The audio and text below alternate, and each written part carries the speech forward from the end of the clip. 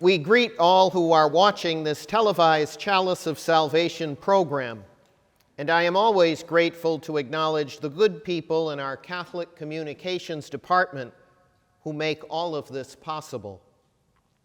A televised Mass each Sunday is a tremendous blessing, and for all who are watching, know of a remembrance for you at the altar.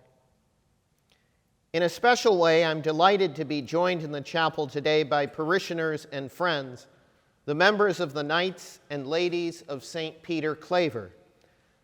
This order, founded 111 years ago in Alabama, finds expression here in the diocese, and the Knights and Ladies are celebrating the anniversary of their local founding, which occurred at Holy Family Parish in the heart of Springfield. The Knights and Ladies of St. Peter Claver, the Holy Family Court, are always loyal to our local church and to the universal church. Recall their patron, St. Peter Claver. He was a Jesuit priest born in the 16th century, a long time ago, but his feast day is September 9th, which is only a short time away. He devoted much of his priestly ministry as a missionary to slaves. Countless slaves were brought into the Catholic faith because of his tireless devotion. Although slavery itself was not eradicated until many centuries later, Father Peter Claver gave all those to whom he ministered freedom in Christ. By his life and work, he showed that all people are children of God. Every person is worthy of profound respect, and all are made equal in the humbling magnificence of God, a God expressed most perfectly in Jesus, who came to bring life and to bring it in abundance. Today in the Gospel, we hear Jesus say to his disciples, "I have come to set the earth on fire, and how I wish it were already blazing."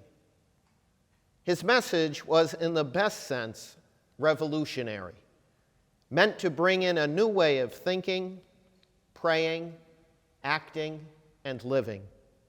He gave dignity to all by loving all. To imagine how unusual was his message at that time, we need only to reflect on how unusual to some it continues to be in our own time.